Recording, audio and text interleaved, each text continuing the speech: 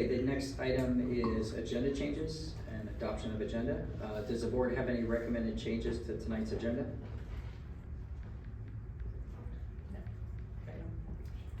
Does the majority of the board agree to recommended changes? Oh, sorry.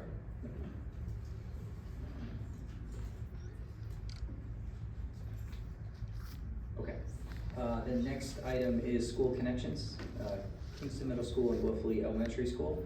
The board of directors would like to thank Adam Dysart, Kingston Middle School Principal, and Beth LaHaye, Wolfle Elementary School Principal, for preparing and presenting the Kingston Middle School and Wolfle Elementary School data. At this time, I would like to turn the meeting over to Rachel Davenport, Adam and Beth to present Kingston Middle School and Wolfle Elementary School data. Great. And we also have Emily Thatcher here. She is assistant principal at Kingston Middle School. So welcome, and Adam will let you take it away. Okay. All right, so we can, and I'll be brief. I've been instructed to be brief. So you've seen the slides in advance, so just stop me if you have questions as we go through. Okay, go ahead, James.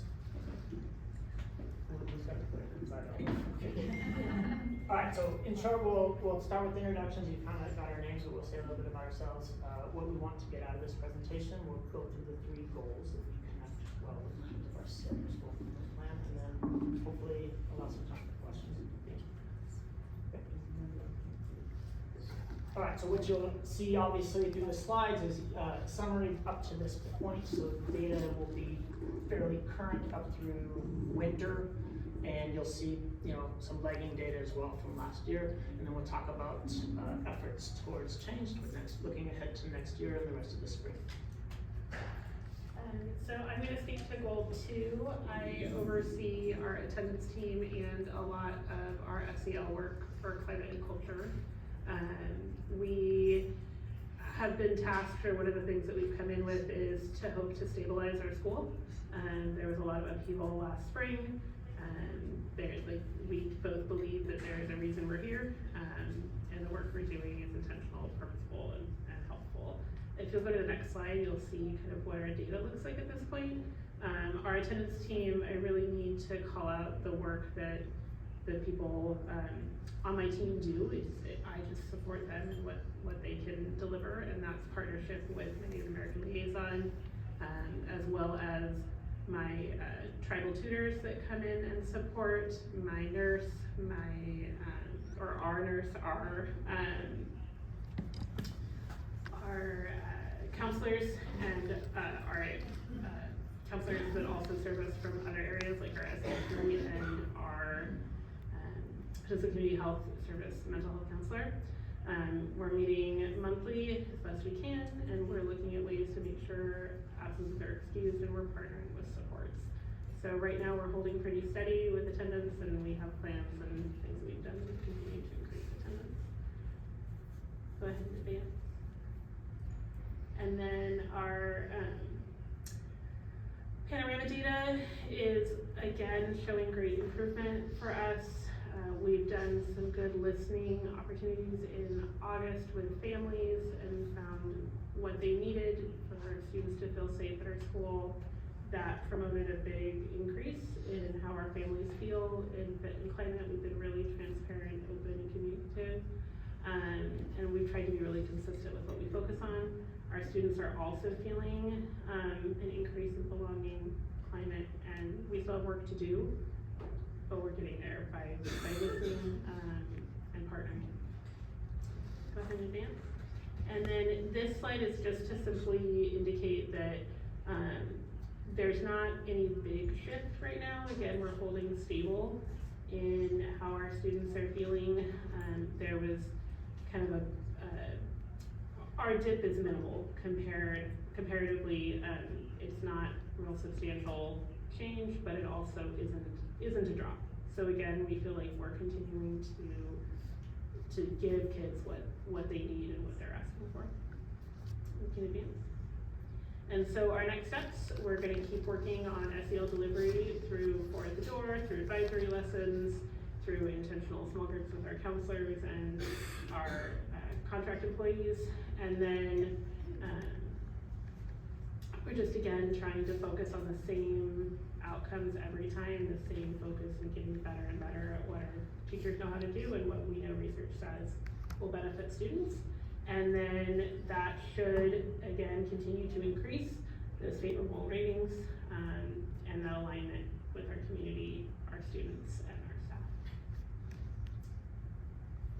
All right, so equitable access, so this is really looking at academics and all of our subgroups and students accessing core instruction. So there you'll see, I won't read any figures off for you, you can see it, so for SBA and iReady, those are the two key benchmarks that we review. We're certainly looking at from spring of last year to fall, winter of this year, a dip in some places, and as a staff, we've looked at that, particularly in math, and as we'll talk about in a later goal for graduate ready, that's a key indicator. So there has been some focus on that, but I would go back to what Emily was indicating, which coming in, a lot of our work was around relational capacity. They'll say, culture is first and foremost in a building, and then once you address that and school-wide expectations, you can then start focusing on the core academics. And so that's our goal, and we're hoping in spring to see the 2024 spring data on iReady, math, and ELA look more like what you see for 2023. And yeah, now I'll get into some of our next steps here in the next slide. So AVID strategies, we're a school-wide AVID, and we do have several, I would say, approaches to instruction that are common across all disciplines, and that's gonna be increasing as we look at that data, and we look at especially math. What is it that within that department we have conversations that we can all do well? And so we look at like the use of Alex, which is a program that gives kids immediate feedback when they have a misconception or an error, and that's been really useful. And so now, for example, all those teachers have aligned how they start their lessons with kids doing problems within Alex, and then they've aligned that to the Reveal, the math core program. Digital, blended learning, we're really moving into a phase here of, and I know a little bit of the history, even though I'm new to the district, it's similar across a lot of systems, which is, it's a powerful tool. We recognize that. We also recognize that it's not the end, right? It's a means to the ends, and so we really want to make sure that the tool is used wisely, because a lot of our curriculum is now loaded on computers. And so, for example, this year we've come to sort of wonder, should we pause? Sometimes we call it sharp the device and have more opportunities for inquiry and collaboration, so the student's not just on the device for the entirety of a block. So those are some of the things that we're looking at moving forward. The last goal that we're aligned to, in middle school, this does look different than high school, but we do have some indicators that we can look at. So if you advance the next slide. Grades is one place, but we're also finding that grades are not as great a predictor as some of the previous data that you saw, the iReady data and the SBA. So, for example, BLT right now, we're looking at for next year, and we're having a lot of conversations this spring about aligning our grading practices and trying to make it more predictive, trying to find that correlation between how do we assess against standard and will that translate when they take an assessment. In terms of high school and college and beyond, our students are having ample opportunity to meet with counselors, think through what do they want to do once they advance to high school, and now we're working closely with KHS on that pathway. We're starting to look at it as a 6 through 12 pathway and really setting kids up for success so that they have choice once they go up to high school, which is really important for them being motivated, right, beyond high school. And I've already talked about Alex to a degree, and really that 8th grade passing math, we're really hyper focused at, because they're passing, like I said, by grade, but we're looking at the stage assessment and they're not. And so we're trying to ask a lot of questions. That's our problem of practice right now. Why? And so I work closely with the math department, and they're really, really working hard this year to dig into that and try to figure out, well, what do we need to do different? And that's really the job of all educators at all times. All right. That was fast.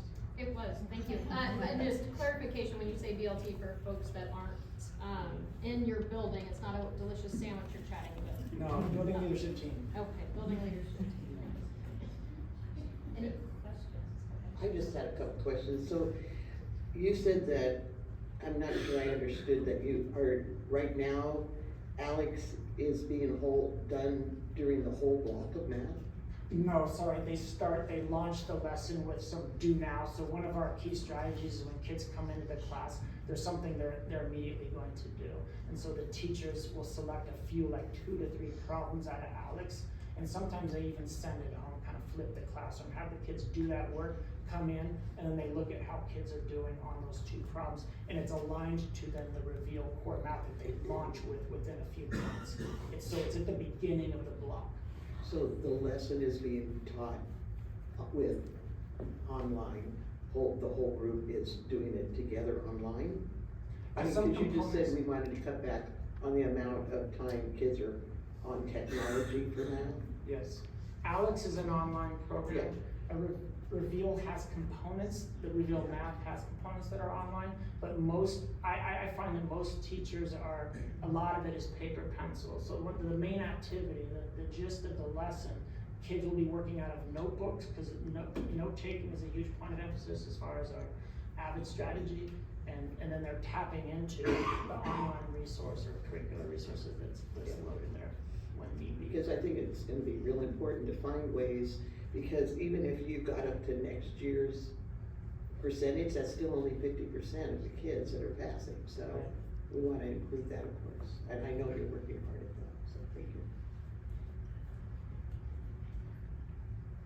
And just thank you for the presentation, you're always, it was very helpful. Former cat, your good cat. You have a lot of those. I have a lot of families who come in, they're like, it looks the same, I'm like, I can find your picture somewhere. You know? Yes, thank you. In regards to the panorama have you found, are you getting any more responses, more family The overall participation? number. Yeah. No, it's limited. I feel it's not, it's hard to use that as a data point, right, when you're not hearing from all families. And so that is an area that, and it didn't really come up in our slides, but I'm looking to see how I can pull in more families for more informal feedback, like so through a meal, through a night that we're, bringing them in to see student work, and then, seeing ways that we can get information. Yeah, first, thank you for the presentation, excellent.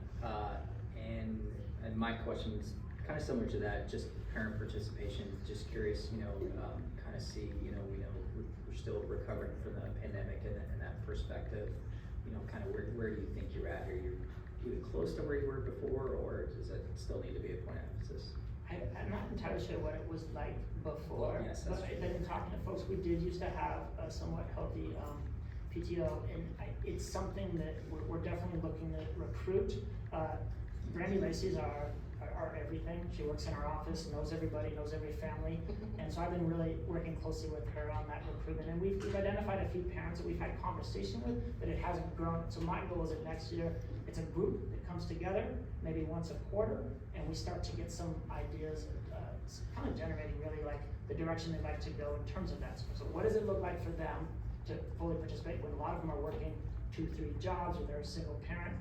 It's tricky, but we want to find ways to get their input. Yep, totally understand, and yeah, I think it's an important effort. I mean, this is a pretty good forum for you, so just, I think we all as a board need to continue to try to push for maximum participation any way we can to get it in all of our schools. Okay. Thank you, Adam and Emily. Adam, just because it will praise you guys, I pulled your numbers right now. Your most recent data, parental response rate was at 19, and the previous one last spring was 12.9. So that's over a 6 percentage point increase in response rate. So nice work. All right.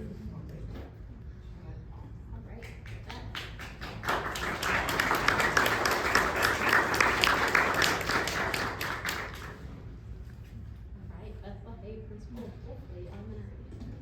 Okay. That is last year's presentation that's projected.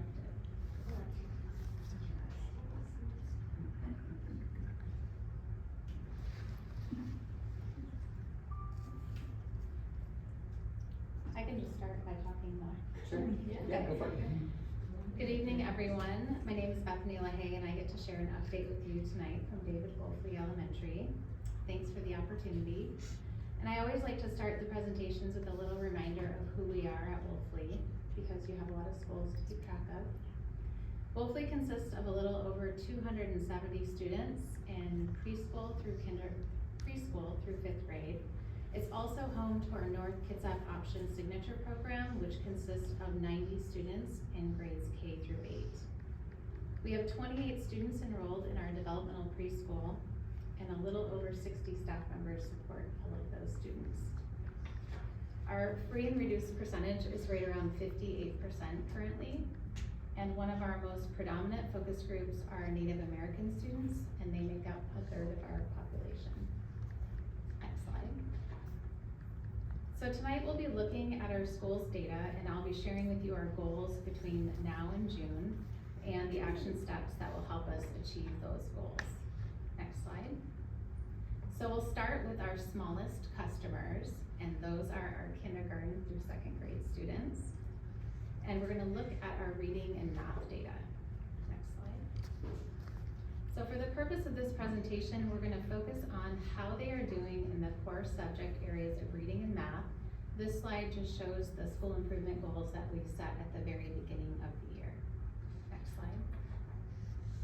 I think this is a good visual reminder because we tend to use a lot of terminology in education, and I think it's good to remind everyone what we're talking about when we say things like tier 1, tier 2, tier 3. So in this visual, what it shows is this would be what a healthy triangle would look like in a school system if things are functioning well. The smallest part of the triangle should typically be color red, and it indicates students that need the most intensive services. And that's what we call tier 3 services. The yellow middle part of the triangle indicates the percentage of students that are in need of some additional supports in addition to their regular whole class instruction, which is called tier 2. And the green part of this triangle is our goal for all grade levels. We want 80 to 90% of our students to have the skills to be successful in their classroom, served by their classroom teacher. So this is what we want our triangles to look like if all of our systems are working to support our students. So we'll start with reading, and this slide shows our kindergarten and 1st grade data. It shows the beginning of the year and then the middle of the year benchmarks, and it also includes our options program. So when you look at the comparison of the red bars, that's our students needing the most intensive services. From the beginning of the year to the middle of the year, you'll notice a large difference. The number of students showing a need for tier 3 intervention in reading has decreased significantly from fall to winter across all kindergarten and 1st grade classrooms. Next slide. The same observation can be made looking at our 2nd grade students, as we see the red line getting shorter since the beginning of the year, yet it isn't as large of a jump in comparison to kindergarten and 1st grade. And it's important when you look at our options data that you remember how small of a number we're talking about because it's a multi-age classroom. For example, in this slide for 2nd grade, there's only one 2nd grader needing tier 2 services and one 2nd grader needing tier 3, so it's just important to remember that. We dug into our can you go back? As we dug into our data more, one of our teachers noticed something very important. So oral reading fluency is a skill that's measured in 1st through 5th grade in elementary school. And when you look at the benchmark cut scores that give you the different tiers, they noticed that in grades 2nd through 5th grade, the scale changed from last year to this year. For example, at the mid-year mark last year in 2nd grade, our goal was to have students reading 72 words per minute by the winter benchmark. But this year, the 2nd grade winter benchmark was 78 words per minute. So as we reviewed the benchmark cut scores, we noticed this jump in expectations from 2nd through 5th grade. And we wanted to understand why the benchmark was raised. And we found out that last year's benchmark scales were based off a normed study that was done in 18-19 of about 9,000 students. But our new benchmark scale that we're now using this year is based off a norm study from the 21-22 school year of almost 2 million students. So it's a much larger sample size, and therefore it raised the bar for our students. And so our staff are also adjusting to these higher benchmark expectations. So you'll see this as something that we're noticing through all of our, second through fifth grades. Next slide. So now we're switching to math. And for these slides, it's important to note that the triangle on the right is the fall and the triangle on the left is the most recent. So this data shows that our winter benchmark, more kindergarten students have mastered the grade level content. So we wanna see more green, and so that's what we're seeing from fall to winter. Next slide. For first grade math, this data shows that first grade has been able to eliminate all students in need of Tier 3 math intervention. Next slide. Second grade, this data demonstrates that continuous trend of decreasing the number of students in need of Tier 3 math intervention and increasing the number of students who have shown mastery of grade level skills. When I talked to some of my teachers about the data and wondered why we're seeing such a large cohort in yellow across kindergarten through second grades, they shared with me that the measurement, data, and geometry doesn't become a focus until the spring, yet they are tested on these skills at the diagnostic test. So therefore, many of my teachers anticipate there will be a positive jump for our kids from winter to spring as these domains are focused on. So we look forward to seeing the impact of that instruction. Next slide. So I've already talked to you about what the data demonstrates. So we'll jump to the next slide so I can talk about our goals.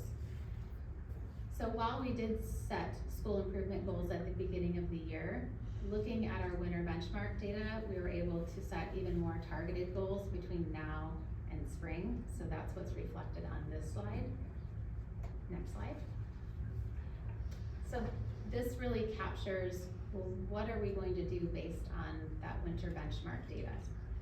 So in reading and in math in kindergarten through second grade, we've really looked closely at that Tier 2 and Tier 3 level of intervention groups.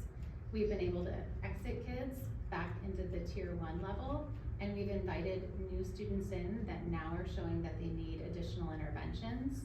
We've also looked carefully at what intervention materials we were using, and if they weren't showing that they were helping kids grow, we've made changes to what materials we're using. We have a before school learning lab at Wolfle that serves kids Tuesday, Wednesday, and Thursday of each week. It has a reading and a math focus. We were able to invite more students into that program, offering them some additional support before school.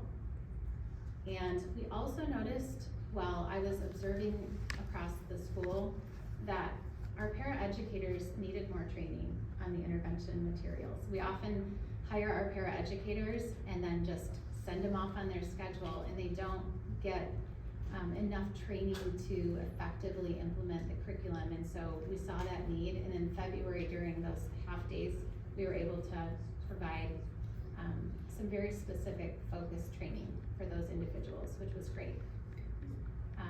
And then the other exciting thing that our teachers have been very open to doing is typically you help remediate students after they show that they don't understand a concept.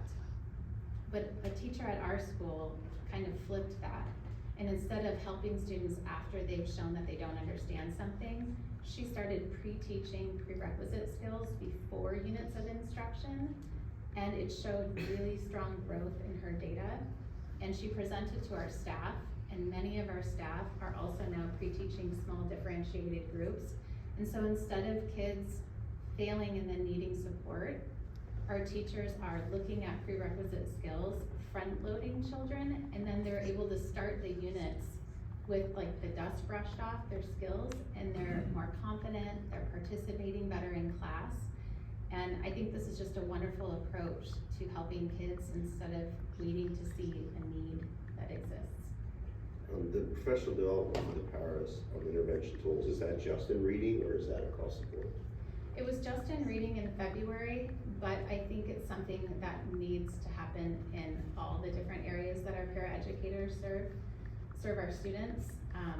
And so I think it's something we're highly aware of now and want to strengthen, especially next year. And it's definitely something that our paras are very open to. They were so excited to receive the training that they received. Next slide. Oh, I forgot to mention, we also had a March readathon, and our students have read over 32,000 pages in the month of March. So we're hoping that that really helps. It's hard to get kids to pick up a book when they get home. They all want to be on their devices, so it was a great way to get them to pick up books. So for goal number 2, we know that in order for our students to learn, the culture and climate of our school is a high factor, as well as strong attendance. Next slide. This is just our school improvement plan goals that we set at the beginning of the year. Next slide. This slide demonstrates how many people took our survey, and much like Kingston Middle School, if you look at the data across the bottom, our staff and our students are very successful at taking the surveys because we make them do it in a meeting or we have them do it in specialists. However, our families are so busy, and I don't know about you, but my inbox is so full.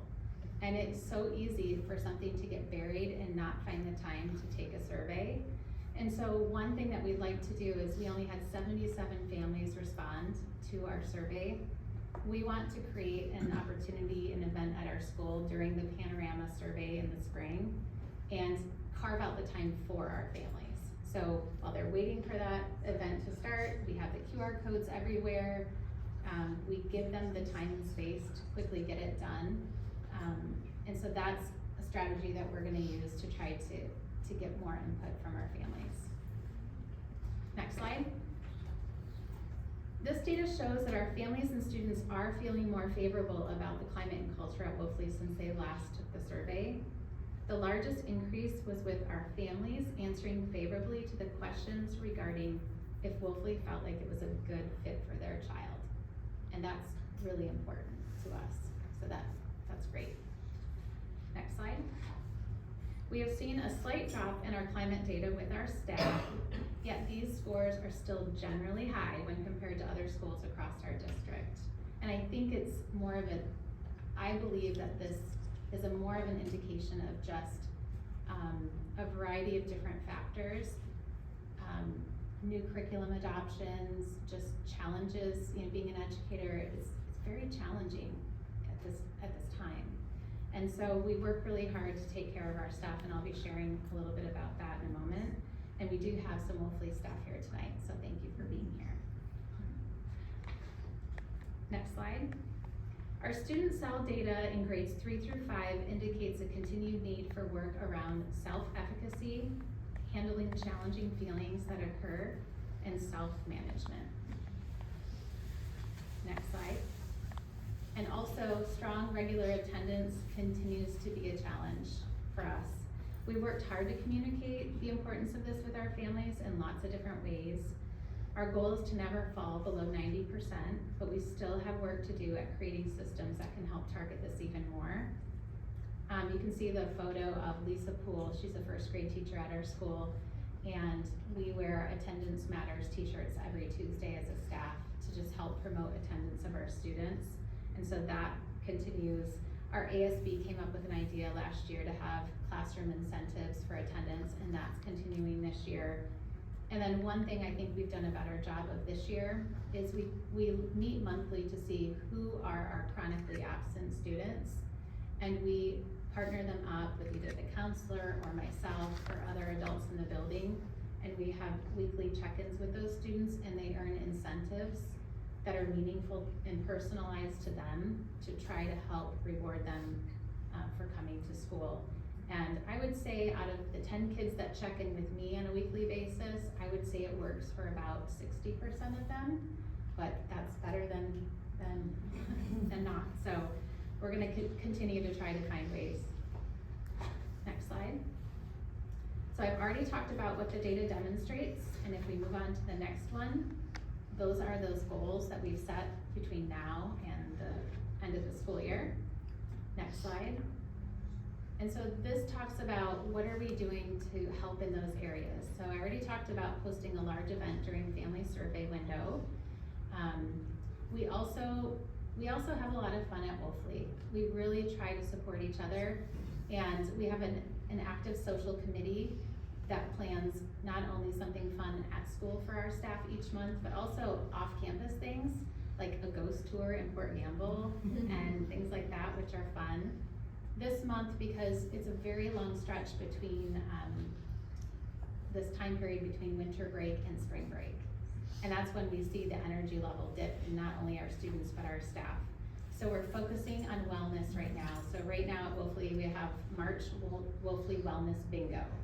And staff are really working hard on doing things that take care of themselves, so they're in a good place to take care of our students. And they can turn in their bingo board by the end of the month, and I have all kinds of prizes for staff. The Bliss Spa in Kingston donated a facial, so everybody's really excited about that. So that's what we're doing for March.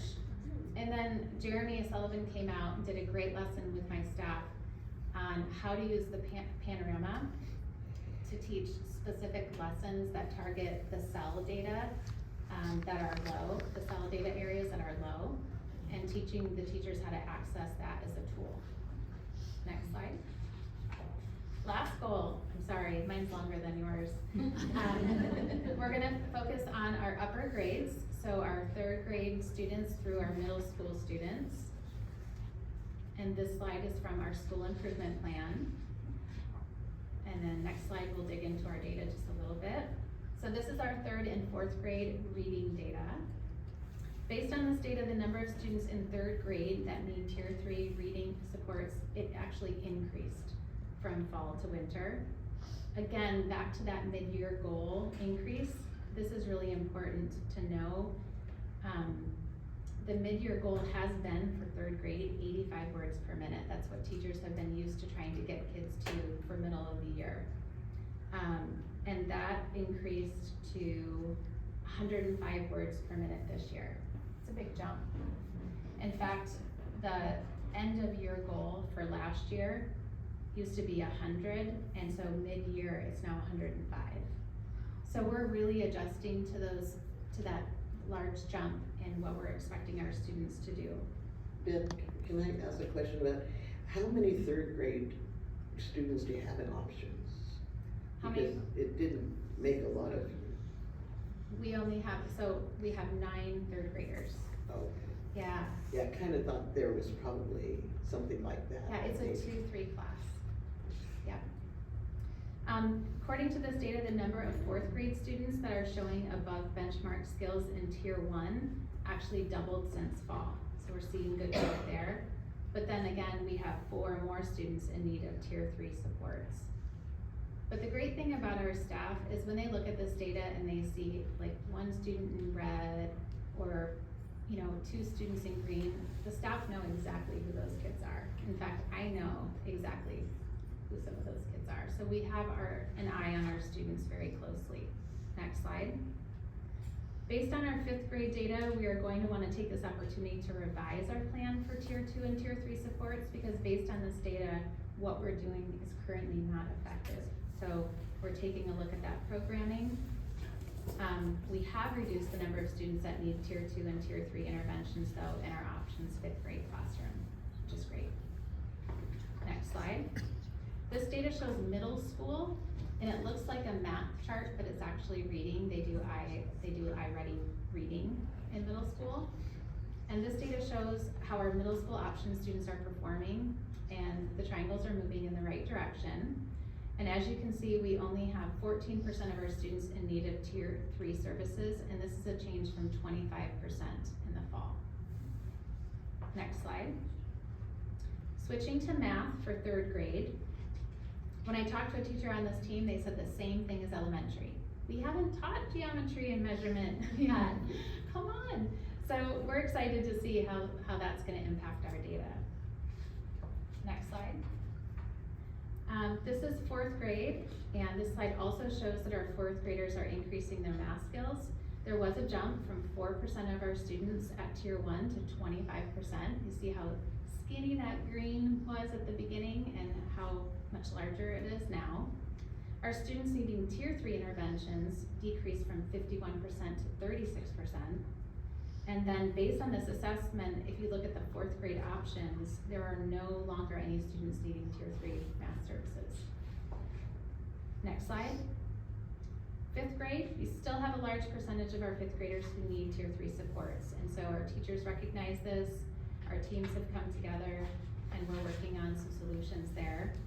And then fifth grade options, again, not needing any tier 3 supports at this time. Next slide. Middle school options math. As you can see from this data, our middle school data, fewer students are needing tier 2 and tier 3 math interventions. This is largely due to our middle school teacher who contributed a significant amount of time and conversations and stress. And Nat, raise your hand, who's back there. That's Nat, he's the teacher of our middle school options. We've had so many conversations about how our kids needed help in math, and his efforts have definitely been successful, so. Next slide. This just summarizes what I already shared. And the next slide are those new goals that we've set. And then finally, we have our action plan in the next slide. Again, very similar to the K2s, we've adjusted our groups. We've increased our collaboration between our classrooms and intervention staff, looked at the programming for what we're doing, invited more kids to get math and reading help, and really just teaching, the teachers have really made that commitment to do that prerequisite teaching also in those upper grades to help front load students with the skills that they need. And finally, my last slide, you're probably all excited. So I'm known for wearing overalls at school, and last year the staff and students surprised me and they all wore their overalls to celebrate Principal Appreciation Day. So carrying on this theme tonight, I just want to report with confidence that overall, Wolfle is making strong growth. And over the past 2 years, we've been working hard to create systems to help our school run smoothly. Our district has adopted new math and reading curriculum so that we have research-based materials to use for instruction. But honestly, the secret to success is what you see in that photo. I could not be prouder of the team we have at Wolfle. Every day I get to witness staff encouraging staff, teams taking on challenges together, incredible empathy and compassion for our students, small acts of kindness and gratitude, and the most important thing is humor, because it helps us get through every day together.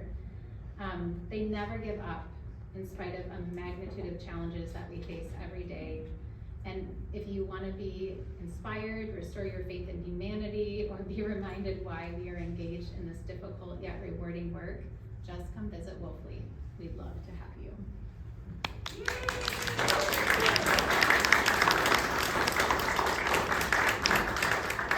Thank you for the presentation. It's important that we recognize, you have a unique school, and you're K through 8, and definitely reflected. And thank you for highlighting not just the successes, but the challenges. That's always important.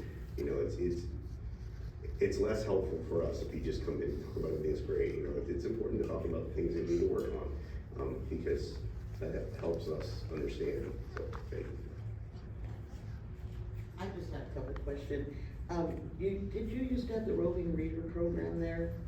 Because I did notice when I visited the school's PTA events, there's a lot of people who come, and it seems like it'd be nice to get some of those parents, maybe, or grandparents into reading with the kids during the day.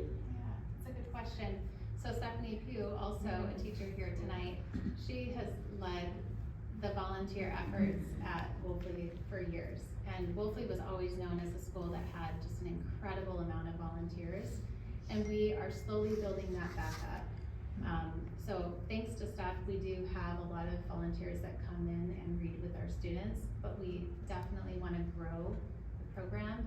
She could answer, I do this a lot. Steph, did we use roving readers before? Yes, we did. Okay, she's our historical Wolfle person. I meant that nicely. And so it's something that we want to grow, and we are, I think every year we seem to get more and more and more, but we don't currently do the roving. Who is it that leads the before school learning lab? Our reading intervention TOSA, Kara Syverson, and our math reading intervention TOSA, Kelly Rosenbach.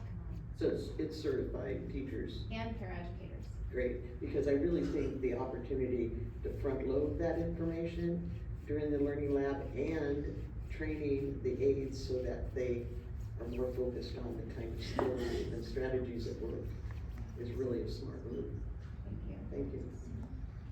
Well, thank you for your presentation, and it seems like you've really taken some robust ideas and put them into work with your staff and your students. I'm also a Wolfle Wolf, so I have a special place in my heart for Wolfle, and for Stephanie Q too, and Lisa. So it's nice to see the growth and the continued work that you're doing around that. I know how important our community volunteers, our paras, and just in general our staff all are to that. So thank you for really working with your team, and I think the more teamwork there really makes the dream work, so it's showing. Thank you. Okay, yeah, and again, I'll say thank you very much. It's good to see you, and yeah, excellent presentation. Anything else?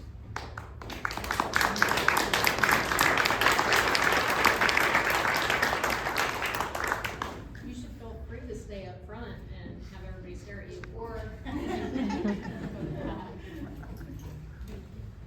Okay, thank you. The next item, agenda item is 6.1, public comments. The North Kitsap School Board of Directors welcomes the public to this open public meeting. In accordance with board policy and state law, board meetings must be conducted in a civil, orderly, and business-like manner, which means we must all follow the same standard of civility during school board meetings. We value public comments. If you would like to speak to potential items on the agenda, you may sign up to speak using the sign-up sheets that are included on the meeting agenda and on the school district's website. Both virtual and in-person attendees may sign up for public comment. The board sets aside a maximum of 2 30-minute public comment periods per meeting. Speakers wishing to comment on agenda items will be prioritized in the first public comment period to allow for the board to hear comments prior to board action or consideration. Individual speakers will have 3 minutes for their comments. Speakers may not donate some or all of their time to another speaker, and the person who signed up to comment should be the person who addresses the board. No speaker may speak more than once per meeting, even if there is time remaining. Though the board will not respond to statements, questions, or challenges made during the public comment period, the board may ask district staff to contact the speaker at a later time to follow up on issues raised during the public comment period. When it's your turn to speak, please approach the podium if you're in person. If you're commenting via Zoom, you'll be promoted to panelist on Zoom. You must then turn on your video and microphone to make public comment. Finally, please remember that your words have impact. We value our community's feedback and we welcome your comments. Thank you. Okay, so we have 7 members signed up for public comment. We're gonna do the Zoom members first, and then we'll shift over to in-person. So the first person on Zoom is Stacy Smeckel.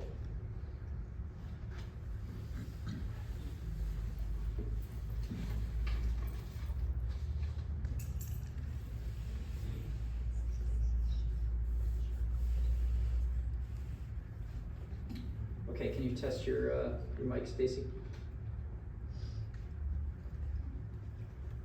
Can you hear me? Yes. Okay, you can go ahead and start. I don't hear you, so good to go? Yes. Okay. A lot has happened since January 25th when you went into executive session for the superintendent's evaluation. I was pleased when I saw superintendent contact on Friday's agenda, as I yet to hear if Mr. Desmond fulfilled his contractual obligation as board president. My public record requests, board documents, and public comments have all been void of your action and response. I assume you did not meet your responsibility and have no intention. Will your lack of accountability cost North Kitsap students EP&O levy funds intended for their enrichment? I hope not. I wrote asking you to terminate your contract as the superintendent and discharge her. A resignation effective June 30th leaves far more questions than answers. Will this be with pay from the EP&O levy funds necessary to provide programs, transportation, sports, reasonable class sizes, and extracurricular activities? Will Superintendent Evans still have access to district resources, a title, or responsibilities? I keep hearing Rachel Davenport is the acting superintendent, but how and when did this occur? Again, my public records, board documents, and actions show you, as the board of directors, have not taken any public action to place Rachel Davenport in the role of acting superintendent. I will point out the amendment made on August 24th, 2023 to Rachel Davenport's contract with you, the board, states, and I quote, 1. Authority to serve as acting superintendent. The superintendent is hereby authorized to designate employee as acting superintendent during periods of extended absence during the 2023-2024 school year. During such periods, employee is intended to have authority to exercise all powers and duties of the superintendent as set forth by law, contract, or district policy, subject to the discretion of the board. 2. Per diem pay. While acting as superintendent, the superintendent shall designate in writing to employee those dates when employee is expected to act as superintendent. Upon such authorization, employee shall receive a supplement to her regular salary sufficient to match the per diem pay provided in sections 8D and E of the superintendent's employment contract. Superintendent Evans had to designate an employee as acting superintendent. When did that happen? Did the superintendent designate in writing to Rachel Davenport those dates when Rachel is expected to act as superintendent? It is time for restoration. It's time for us to take steps to move forward in restoring communication, transparency, and trust. It's time for you as a board to direct, not dictate, not follow, direct, as the directors of the North Kitsap School Board. I hope you'll start taking time and care for your essential business in public and begin the process of providing an acting superintendent while we wait for you to begin the process of finding our next North Kitsap School District Superintendent. Thank you. Okay, our next public speaker is Carissa Burke, who is on Zoom.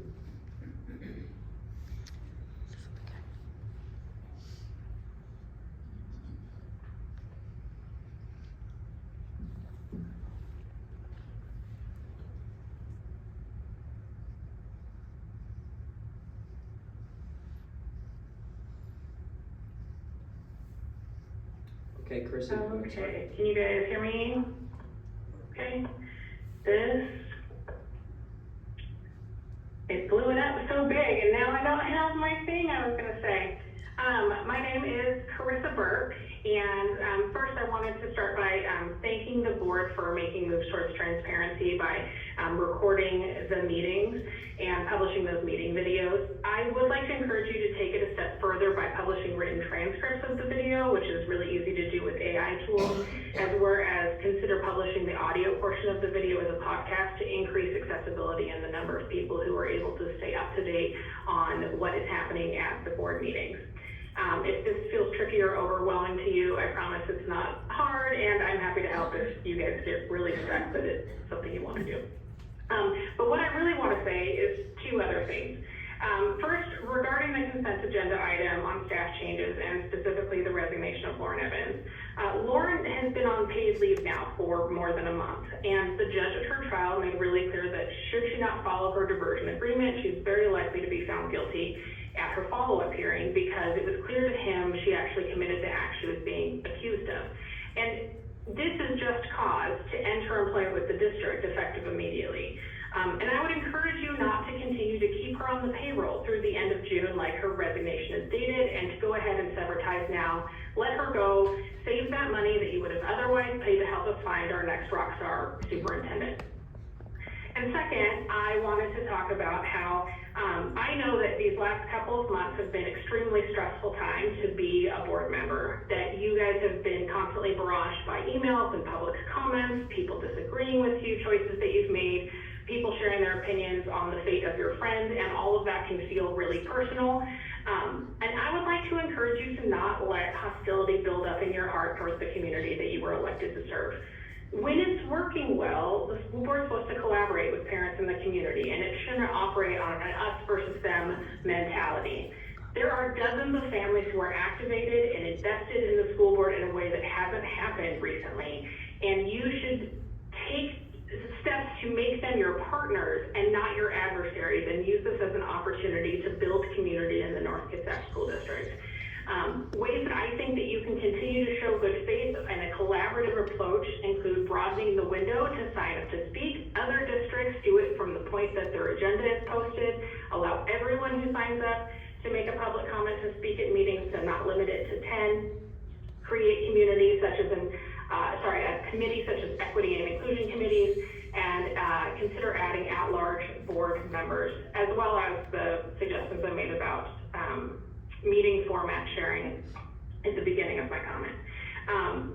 I know some of you are interested, and I want to encourage you to lean into that and make the board activity more transparent and accessible for everyone. Thank you. Thank you.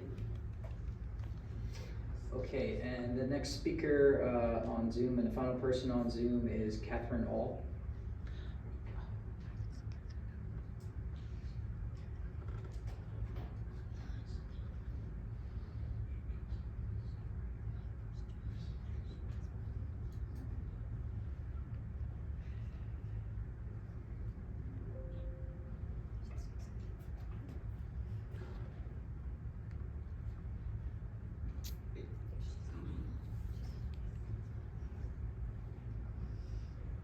Okay, Catherine, if you can go ahead and turn on your camera and unmute your microphone, please. Catherine, can you go ahead and turn on your camera and unmute your microphone?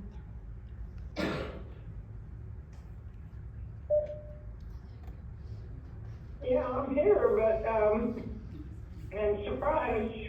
This doesn't work well, this whole registration and the timeline and all. I had requested to speak at the end of the board meeting, because I wanted to comment on how you did at this board meeting. And I don't know at this point, but I will say some things. I submitted written comments on how things had worked in the past. I was a board member for 8 years, and we had contentious issues, and people spoke nicely about me and not so nicely, and that's just part of the job. That's being a public servant. But we never kept public comments to only a 30-minute period. If people were there at the board meeting and wanted to speak, we let them speak. And sometimes we were there till midnight. But that was okay, because we thought that was part of our job. I was waiting to see tonight if you had any discussion about the superintendent's contract, which was on the agenda, but then taken off. Don't we, as the public, whose money is going to support the schools, have a right to know if she's going to be paid a big bunch of money to leave? I don't know how you do that. She's been accused of a crime.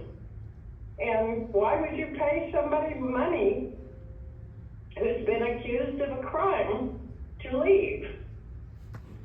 We need to bring back this community and bring them together and make it work again for North Kitsap. I had great pride in leaving the school board after 8 years.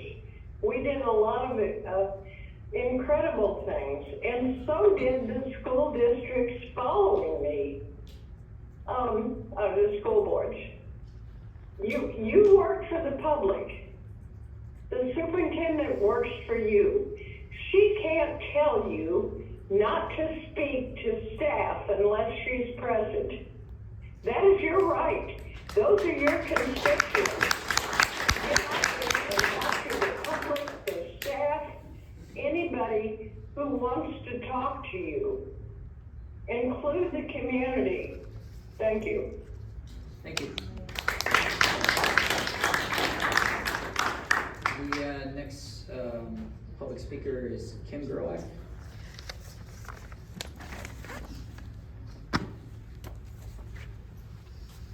I'm sure I have more than 3 minutes worth of comments, but I'm going to start with 20 weeks of paid administrative leave for Lauren Evans equals about $109,000. So I think what we're doing is teaching our children that crime does pay in North Kitsap School District. So, something else I have to say is in the last meeting, one of the directors asked to look into why the Suquamish tribe pulled their endorsement of the bond. Who was tasked with that responsibility? What was the outcome of that inquiry? Had the Suquamish tribe endorsed the bond? A record request did not show an endorsement. If there was an endorsement, will you please forward a copy of it to me? If there was no endorsement, why are you and the public under the assumption that one existed? I sent all of you an email on March 8th. I'm still waiting for your answers to my questions and comments regarding public comment changes. Why did you add an end time to the meeting? Will this end time prohibit you from conducting all your board business? Will the last public comment section or board business be eliminated? I would like clarification with please email your comments in advance to within 24 hours of the school board meeting. Previously, it was by 2 p.m. of the day of the meeting. Why are you making this more restrictive? Under public comments, the district website says, please note that online forum must be used whether your comments will be made in person or in Zoom or via Zoom. I'm concerned that you are potentially excluding those without internet access, those unable to be in person at the district office early enough to sign up for first come, first speak list.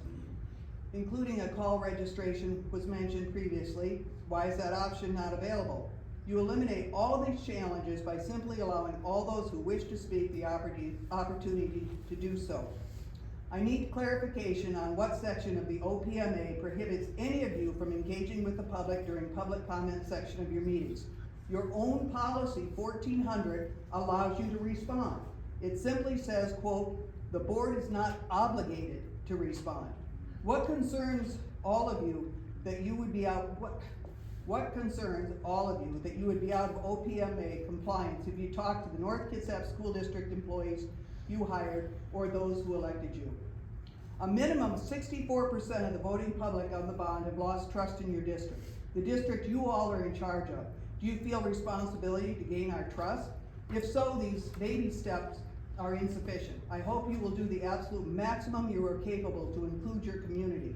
A few suggestions currently would be to have unlimited number of speakers, begin the sign-up period when the agenda is available to the public, which should coincide with the board. The Friday before the meeting as per policy 1420. Eliminate the new 8:30 p.m. end time, accept written comments until 2 p.m. the day of the meeting. Personally respond. At a minimum, allow speakers to defer their spots to others if you're not willing to accept an unlimited number of speakers. Many people say it's uncomfortable to have the cabinet behind us during meetings. Please consider them moving them to the side or behind you. Oh boy, I'm over. But I've got a lot more to say, but you have it in the letter. You have it in the letter. So read the letter and I would appreciate a response. Thank you. The next speaker is Ted Jez.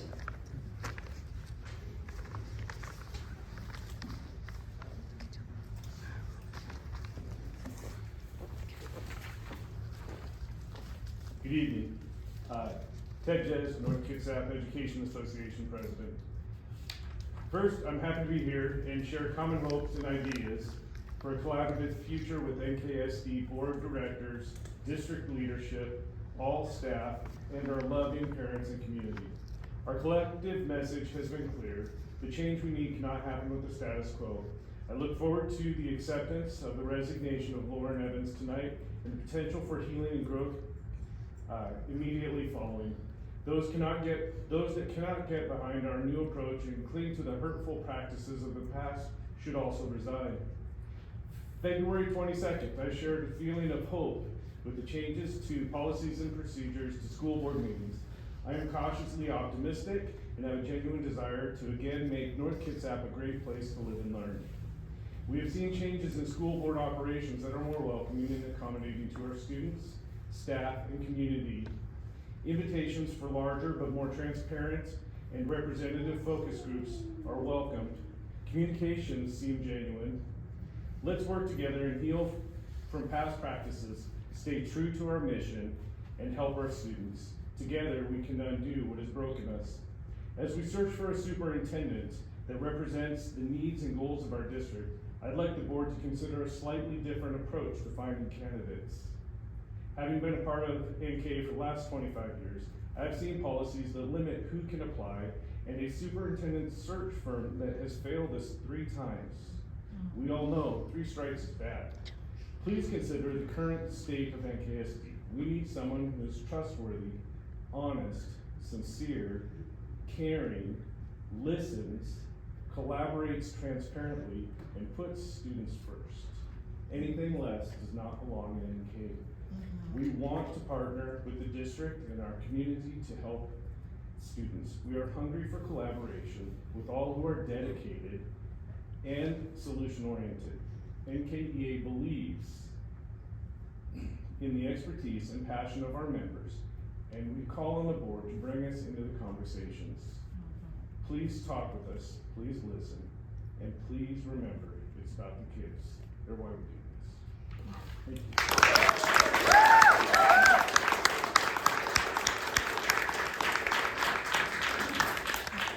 The next speaker is Linda Holt.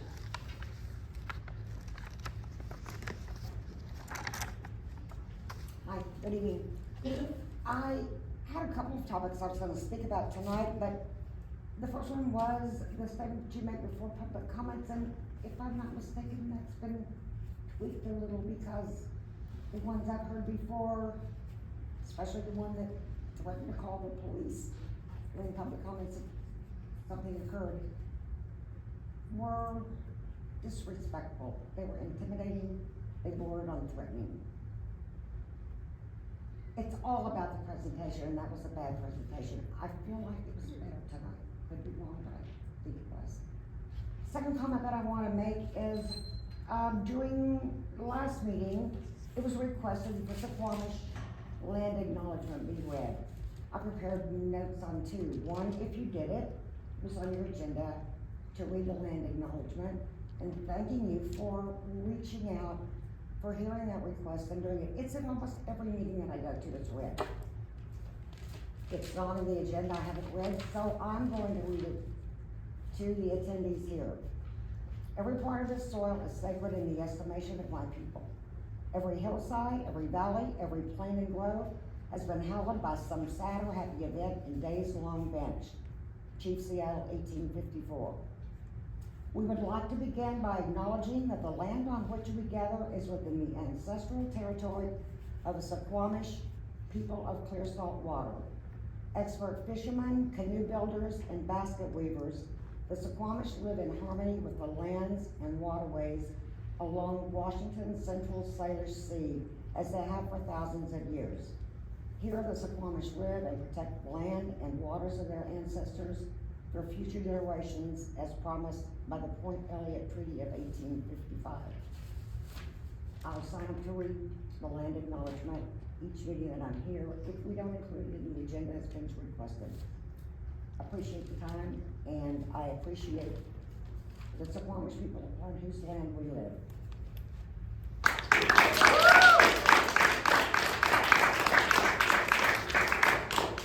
Thank you. The final speaker is Amanda Nelson.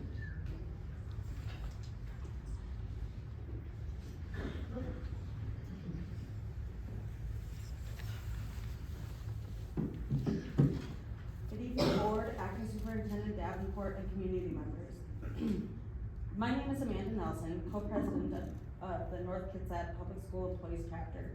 I'm here tonight to speak on behalf of our unit, which represents nearly 260 employees in the North Kitsap School District. Last June, our members took a strong vote of no confidence in Superintendent Evans and the standing school board at that time. Due to varying circumstances, those votes did not get submitted. We are committed to ensure the voices of our members are heard.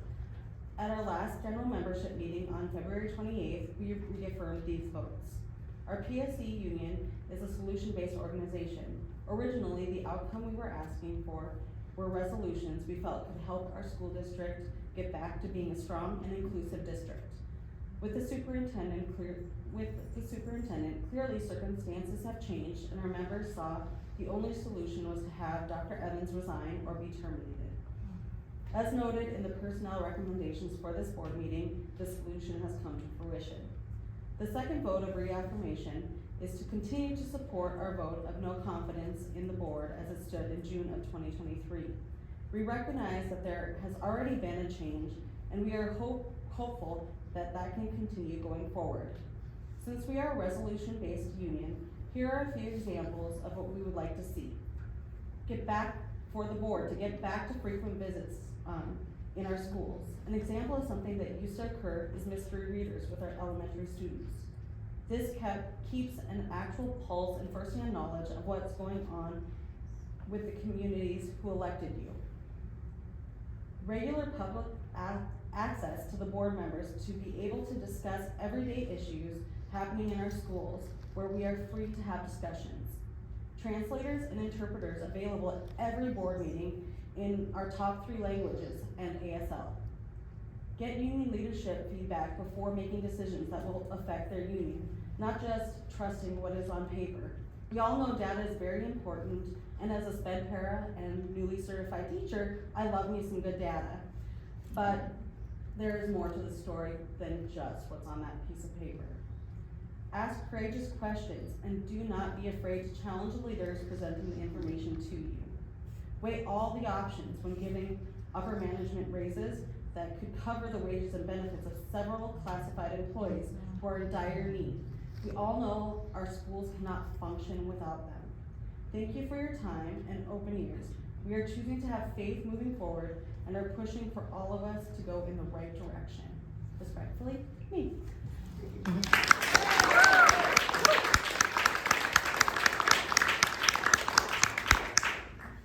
That concludes this evening's public comment. The next agenda item is 6.2 board comments. Does any board member have a comment they would like to share with the rest of the board?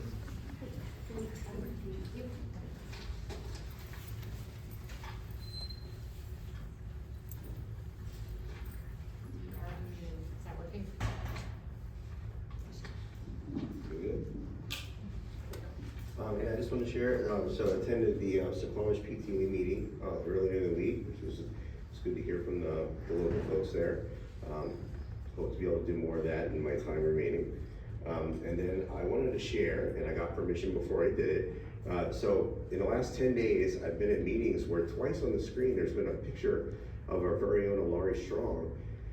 The Puget Sound Regional Council over in Seattle, there was a picture. I wasn't sure why, and then this last one, I figured out why. And that's because she is our Miss West Sound 2024 this year. And so I wanted to congratulate her this evening. Give her a quick round of applause.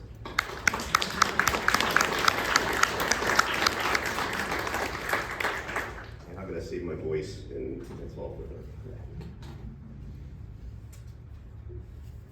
Any other comments? I have a couple of comments. Okay. First of all, I'd like to thank Corey Henry and Rachel Davenport for stepping into the huge gap and keeping us all on track and moving this district forward, and the professionalism that I've seen at Finland and at Gordon and at Wolfle, the schools that I've visited, they're doing an excellent job. Also, thank you, Rachel, for clarifying our comments, because you're not secretary of the board, which is something I didn't know when I was sitting out there. I'm also hopeful that there'll be fewer public record requests now that our board meetings are being published and recorded. Those requests have been costing our district thousands of dollars to produce. Okay, thank you. And I'll just share, I was with Rick at the Suquamish PTO meeting, which was, it was great, yeah, just to be there, and thankful for the invite and to have that opportunity. Okay. I think I'd be remiss probably not to equitably honor the Treaty of Point No Point of 1855, where also these lands are attributed to the Port Gabel-Swallow tribe as well, in differing viewpoints. So I just wanted to point that out, and I love this community. Y'all have stepped up. Y'all have supported us and guided us. I look forward to continuing on forward. the amount of professionalism, like Bev said, shown by district staff, Rachel and Corey especially, and all the others in the back, has just really been appreciated, helpful, and just so wonderful to have such a strong team, I think especially in a time like this. So I'm just extremely grateful that after 6 years of attempting to get on the board and being on the board, I can work with such wonderful people for the next almost 4. Okay, thank you. So I have, I'll just start my comments. I attended the facility committee meeting on February 29th. I just want to provide you guys with an update on that. I think, you know, overall the mood of the committee members was disappointed in the performance of the bond. I think that's large part due to the amount of work that was put in with that committee. Some of the committee members have been working on that since, you know, 2018. So I think it's really important to acknowledge how much work, research, thought, you know, went into developing, you know, what was the bond that the community saw. And again, a reminder, those committee members are, for the most part, community members. So again, we talked about leading up to the bond that was a community-generated bond presentation. You know, I'd say the other thing is the first, the committee could be potentially changing. There's been communication going out for asking for you know, any additional members of the committee. Did you want to say anything on that? Yeah, we have applications that are coming in, and we're really excited to expand the voice of the committee and have a representative committee of our entire district of staff, classified, certificated, as well as families of our students inside our buildings. Yeah, so the real big thing coming out of that was that the committee overall was just asking for direction from the board about what is the next step. So really just wanted to kind of present that to you and start thinking about it. Potentially at the next board meeting during the board comment period, we can go into that a little more. I kind of have ideas. You know, I think some things that we should potentially look at are first, you know, go look through that bond program. What were the items that were in there that were addressing immediate needs that you know that committee needs to identify and bring to our attention? I think that's important. Second would be an updated facility condition assessment.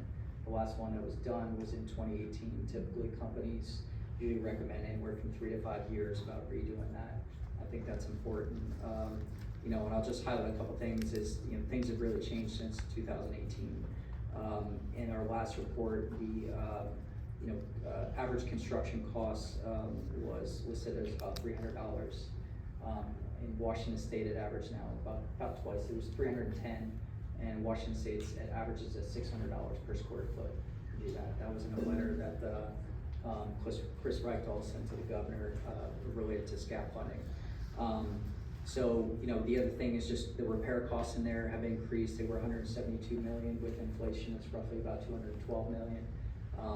You know, we're also going to be, the next condition assessment will look out further. You know, it was 2037, we'll look out to 2044. So that dollar amount will probably increase anywhere, you know, above $212 million to do that. You know, the other thing is that in that last report, Wolfle Elementary was recommended by the firm for replacement to do that. I know that there were some communications within the community, you know, some of the committees that, you know, basically said that Wolfle was in good condition. Really what they were pointing to was an ICOS screenshot. ICOS is the program the state used to track our building condition assessment scores. They were really only pointing to one system within that entire building, so I think that was very misleading. But if you go out and look for the next report, I think you'll probably be pulling in Gordon Elementary and Vinland Elementary that are going to be, you know, probably close to meeting that threshold for replacement too. So just the overall dollar value is going to be different. So again, a recommendation that we provide some direction to that committee, potentially looking at what are immediate needs, how do we fund those, looking at a new condition assessment so we can get an updated 20-year view and develop a strategic plan for that. Yeah, I haven't seen the budget results, but Chris did ask, for the governor to increase the construction cost funding. I think right now it's paid at 250, or compensated at 250, per square foot. I think they asked for a raise to 400 or 450. I think it netted out at like 375. Yeah, they didn't get what they asked for, but, and it still doesn't meet need, but it's better than it was, so. Are the projects at Squamish going forward? They were part of the levy, right? They were part of the levy dollars, so the Squamish gym is going forward. We did have, on-site, contacted, our building principal, our staff, our PE teacher, our office manager, and had, Vassetti go down and actually meet with them, and show the mock-ups and the blueprints of, the new gym there at that site. And then this past Monday at the PTA meeting, we presented again where, the meeting went very well. Questions, were answered at that time, and so that project is moving forward. And is there one more building project that's part of that levy? There's quite a few more projects, small works projects that are part of that levy. And then next board meeting, I believe we're having a capital facilities projects update. Okay, great. Okay. Any other comments? Okay. So next item is board reports. Does any board member have a report to share in regard to their assigned liaison position? Yeah, so the legislature ended, we'll pass these down.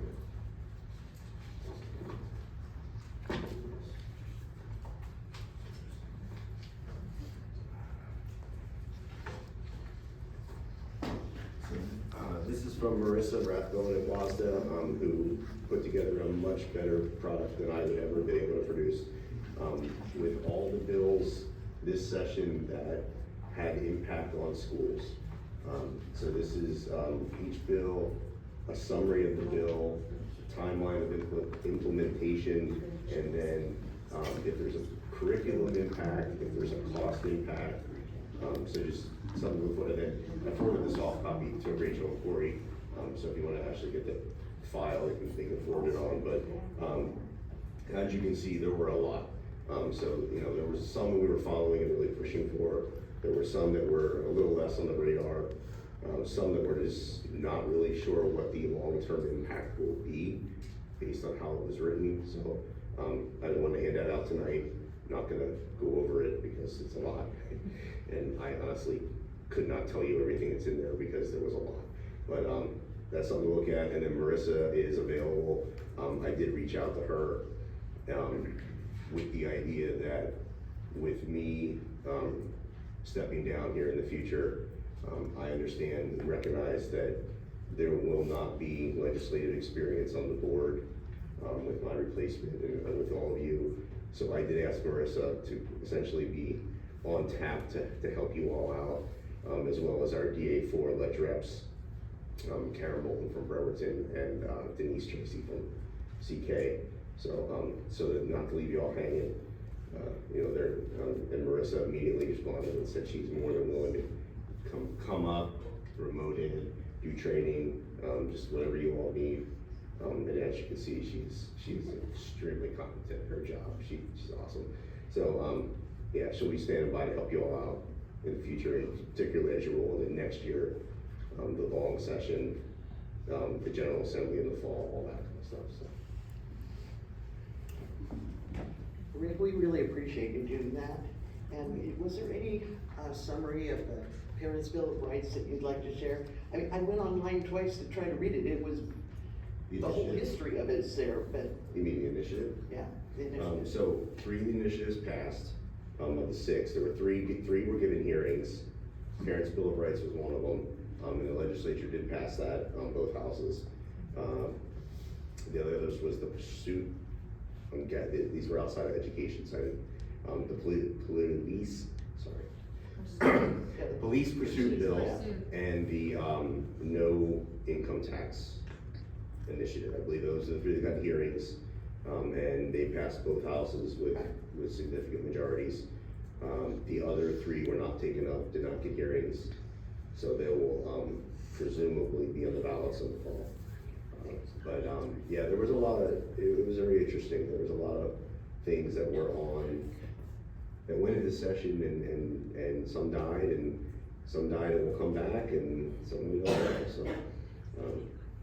But yeah, it was interesting to see some of the stuff. Senator Mullet, when I was back in Olympia the second time, spoke in a way that gave me a lot of confidence, at least that some of the legislators really understand the concerns, talking about pushing electrification of the state too quickly. Because I know you've heard me all talk about the buses, but we're also pushing ferries, we're also pushing private vehicles, we're also pushing lawn equipment, we're also pushing, and so, you know, he recognized that we need to get the infrastructure in place first. So, a lot of work for a short session, I'll just say that. Corey, I would imagine this will be added, a link to this in the minutes then. Awesome. I have a report from the city council. I'm the rep for the city council, and just a few happy things. The fish park is going to have a big celebration on April 20th from 10 to 2. We encourage families to go and participate. And Vinland is having their Fin to the Finish 5K run on April 27th from 9 to 10:30. People are encouraged to come and participate. And the Garden Club is having a sale on May 4th if you need some new plants. From 9 to 1 at Red Park. And I'll share, I attended KCAC last night, which is the Kingston Community Advisory Council. And it actually was a very interesting presentation. The Kitsap County Public Works and Washington State Ferries were there to share kind of an update on the overall project is the Kingston Ferry Traffic Congestion Mitigation Project. But for those of you who might not have heard of the ATMS before, but it is an Active Traffic Management System. So that's gonna be the first phase, and they are now in the design process, so they were there to share information about this. I won't go into detail, but if you live in Kingston or ride the ferry or are have gotten caught in the congestion in that area, I would encourage you to go onto the KCAC website. The whole slide presentation is there because it looks like there is funding for this project, so it is going to happen, but it'll be automated. So instead of somebody, Washington State Patrol, giving you the ticket, it's all gonna be automated. There's gonna be a whole system. Like I said, I won't go into detail, but it's in the design phase, but then fall, winter, they're gonna be taking input from the community. And so again, I would encourage you, if you have a vested interest, to give your feedback, because it is gonna be about whether this system is continuous or non-continuous. And I bring that up because, you know, living in Kingston and traffic and our schools, and that means rerouting how a lot of that ferry traffic would go, whether it's continuous or non-continuous. So again, I know I feel very strongly about this and would like to have input, and so again, I would encourage anybody else to get involved, because they are looking fall, winter, and then construction. They're hoping to have it operational by Mother's Day next year, so 2025. So that is the plan. Also KCAC right now, there's 2 open positions, so they are taking applications. So again, if anyone in the audience or the Zoom audience is interested and lives in Kingston or the area, go to the website and you can apply there. If you have any questions or issues, don't hesitate to reach out to me. I can help you with that as well. And I also just quickly, this was Steve Heacock from the port did share for all of us, I know me included, that go and park down at the ferries, the 2-hour parking, that maybe we've kind of gotten used to that not being monitored so closely. He did share that they have somebody now who is monitoring that, so I wanted to put a heads up, just kind of a hey, just it's on your radar, so just maybe what we all, kind of push that 2-hour limit. Maybe just watch that, cause you, well, we may not be so lucky, in the future.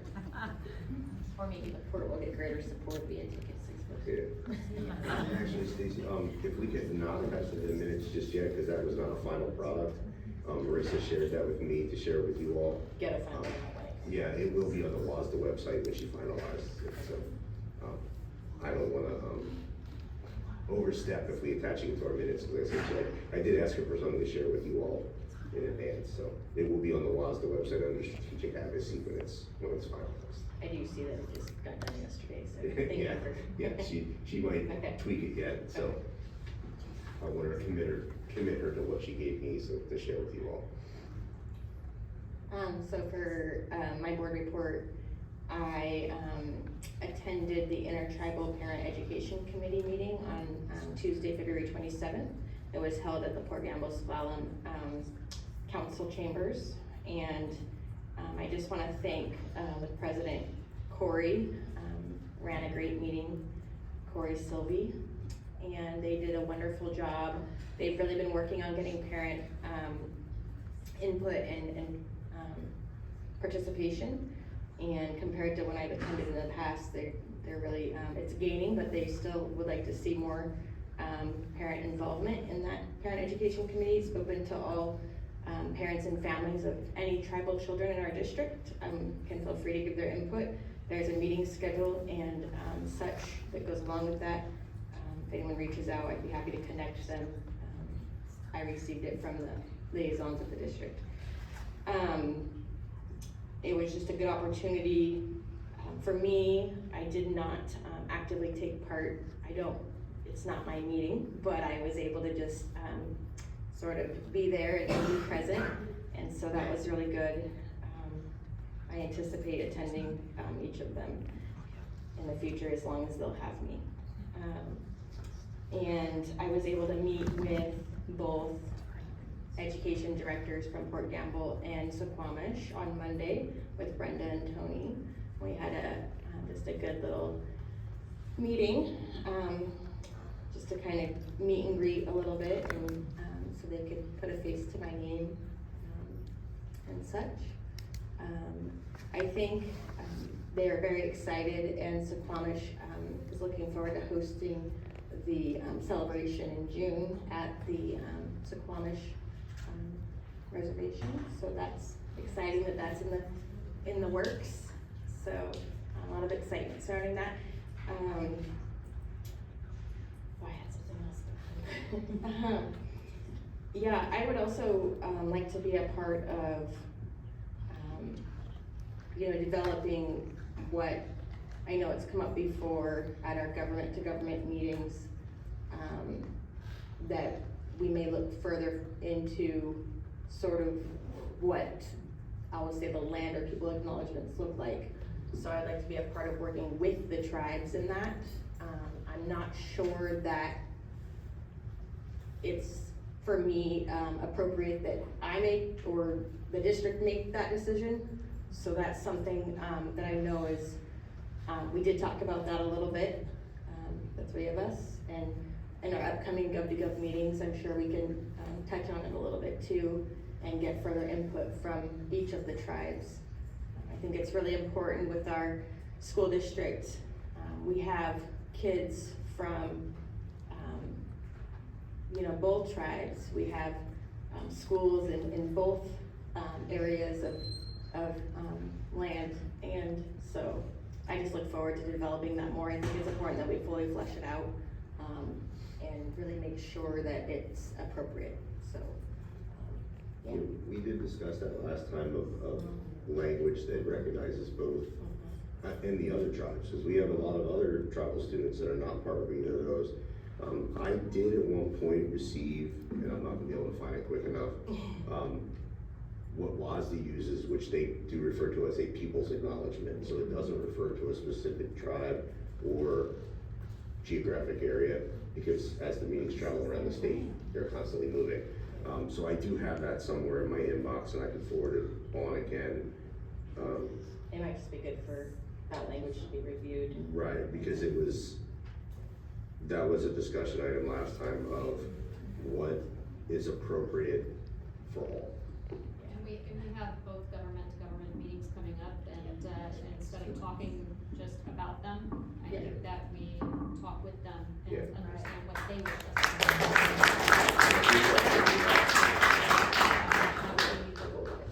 Yeah, I think that's what we asked last time, was they tell us what they want. So I look forward to being part of that, is what I was getting at. Okay. Thank you.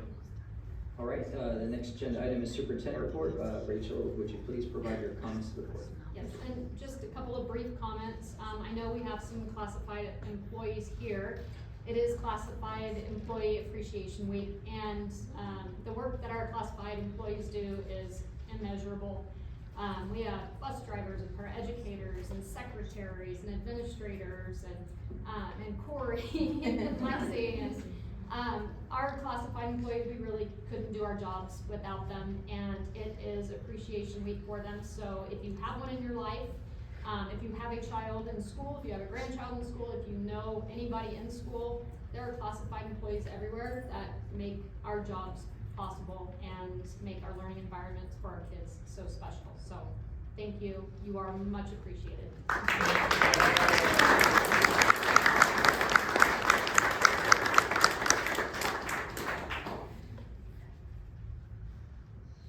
Any other comments?